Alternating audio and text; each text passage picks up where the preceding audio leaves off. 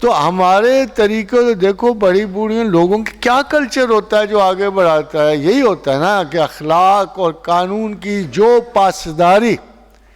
ہماری بڑی بوڑھیاں وہ خواتین جو مائیں بن جاتی ہیں یا عمر رسیدہ ہو جاتی ہیں، وہ ان کا ٹریڈیشنل ایک خزانہ ہوتی ہیں. وہ ساری عورتیں وہ ٹریڈیشنز کا خزانہ ہوتی ہیں. Slowly and gradually they create a culture, اور وہ ایک سوسائٹی کو جنم دیتی ہیں. اخلاق. all we want is کہ خدا کرے کہ ہماری عورتیں بجائے کسی جدید فیشن کے اور بے راہ روی کے ٹریڈیشنز کے اور ماڈرن ہونے کے، اپنی تہذیب کے وہ قیمتی اور خوبصورت ترین اصول محفوظ رکھیں جو بعد میں اپنے بڑھاپے کے، چلو اس وقت تو نہ سی، اس وقت ان کا بھی ٹائم ہے ذرا شوشا کا، مگر جب بوڑھی ہوں، بڑی ہوں، تو اپنے بچوں تک وہ ٹریڈیشنز پہنچا دیں جو ام المومنین عائشہ صدیقہ سے ان کو ملی، جو سیدہ سکینہ بنت حسین سے ملی ہیں، جو سیدہ عاتقہ بنت طلحہ سے ملی. Now the traditions, a woman's culture may be slightly different، مگر a woman's culture جب بچوں کی حد ہم دیکھتے ہیں تو سب سے پائیدار کلچر ہوتا ہے. It's the timing. We have so less time. جہاں مرد ایکسٹرنل لائف میں صداقت، امانت، دیانت، جرت اور اخلاقی روایت قائم کر رہا ہوتا ہے، وہاں بیسک سچائیاں خواتین اپنے گھروں میں اپنے بچوں کو دے رہی ہوتی ہیں. And the children are very sensitive. یہ تھرڈ پارٹی ہیں. اخلاق اور کلچر کی اس تعلیم میں children are a third party. یہ بڑی حساس مخلوق ہے خواتین و حضرات، بڑی حساس مخلوق ہے.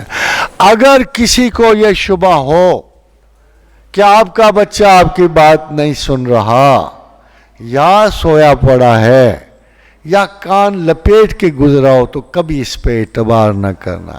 وہ ہمہ وقت اپنی سینسز میں الرٹ ہوتا ہے اور اپنے باپ اور ماں دونوں پر ایٹ اے ٹائم غور کر رہا ہوتا ہے. وہ ایک ایک چیز چن رہا ہوتا ہے اس کردار کی اس پلیٹوں میں سے. never ever be you see so compromising with the children. یہ بچوں کے ہیڈ ایکس، یہ بیماریاں، یہ بہانہ سازیاں، یہ اگریشن، سارے کے سارے آپ کے کلچرل ایٹیچیوڈ کی پیداوار ہوتی ہیں. They are the third party. ان کو آپ نہیں دھوکہ دے سکتے ہو. وہ اخلاق جس کا باہر آپ مظاہرہ کرتے ہو، بچے اس کے قائل نہیں ہوتے، مگر جب اسی اخلاق کا مظاہرہ گھر پہ ہوگا وہ آپ سے محبت کریں گے. بیکاز دے نو کہ آپ منافق نہیں ہو، ورنہ ہر بچہ باپ کو کہتا ہے، کبھی نہ کبھی ضرور کہتا ہے، ابا یہ کیا کر رہے ہو تم، ادھر تو ایسے تھے ادھر ایسے کیوں ہو. ان کی آپس میں ایٹیچیوڈز، ان کی لائیاں چھوٹے چھوٹے. آپ نے اپنے گھروں کا کلچر جو ہے چھوٹی چھوٹی خواہشات کی وجہ سے تباہ و برباد کیا ہوا ہے، اپنی تہذیب کی وجہ سے خراب کیا ہوا ہے. اگر آپ گھر میں ہر وقت ہی ایک مکان کے لالچ میں مبتلا رہو گے اور مزید دولت کے آسیب میں مبتلا رہو گے اور سٹیٹس کے آسیب میں اور گھریلو جیلسیز میں مبتلا رہو گے، تو آپ کے بچے تو پھر ویسے ہی ہوں گے. Sorry to say, they have to copy your temper, your mood, your habits, they have to copy. اور اللہ آپ پر بھی رحم کرے. There's a lot more to discuss between the husband and wife relationship and culture. تو اگر اللہ نے کبھی موقع دیا تو انشاءاللہ میں کسی بڑے اجلاس کے بڑے موضوع میں یہ ضرور کہوں گا آپ سے کہ you have to get back to your prophet.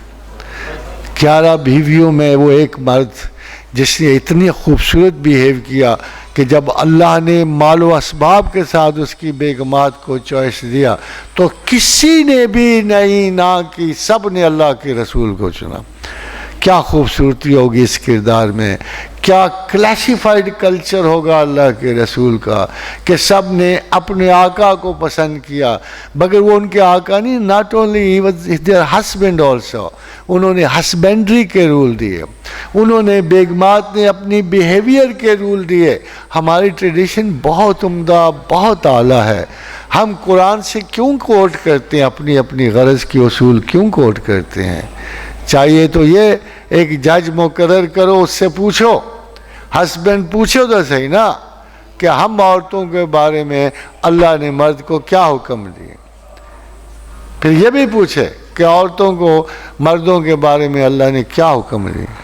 وہ بیچ میں جج تو رکھتے ہی نہیں، ہر کوئی اپنے اپنے مقصد کی آیت کوٹ کر رہا ہوتا ہے۔ This one of the reason.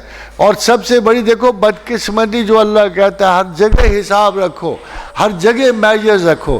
میں نے آج تک کسی باپ کو، نیک ترین مقدس ترین باپ کو وصیت کے رول نہیں لکھتے دیکھا۔ ہمارے خاندان میں بہن بھائیوں میں اجاڑ پڑی ہوتی ہے، بربادیاں پڑی ہوتی ہیں، جائیدادوں کے مسئلے پہ یہ تنازع سارے کس لیے اٹھتے ہیں؟ بڑے نوازی ہیں ماں باپ، بڑے ہی نیک ہیں ان کے بزرگ باپ، مگر آخری دم تک کوئی وصیت نامہ خدا اور رسول کے مطابق نہیں لکھا جاتا، اور اس کے بعد نسلوں ان کے بیٹے آپس میں لڑتی ہیں، بیٹیاں لڑتی ہیں، فساد ہوتے ہیں۔ How can you go out of the role of the profit?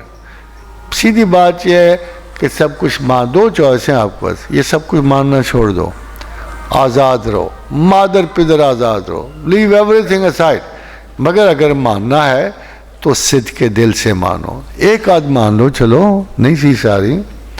آپ کو یاد ہے نا حدیث رسول صلی اللہ علیہ وسلم، جب پوچھا گیا یا رسول اللہ ہم اگر کوئی غلطی کریں، فرمایا تم 10 میں سے ایک بھی غلطی کرو گے تو حساب ہوگا، مگر زمانہ آخر میں وہ لوگ آئیں گے کہ اگر 10 میں سے ایک بات بھی مانیں گے تو ثواب ہوگا۔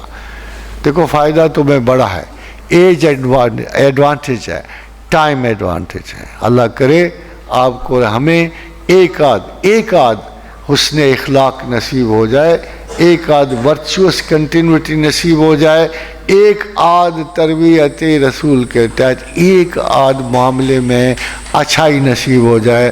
اللہ ہم پہ رحم کرے، آپ پر رحم کرے۔ وما علینا الا البلاغ۔ Thank you.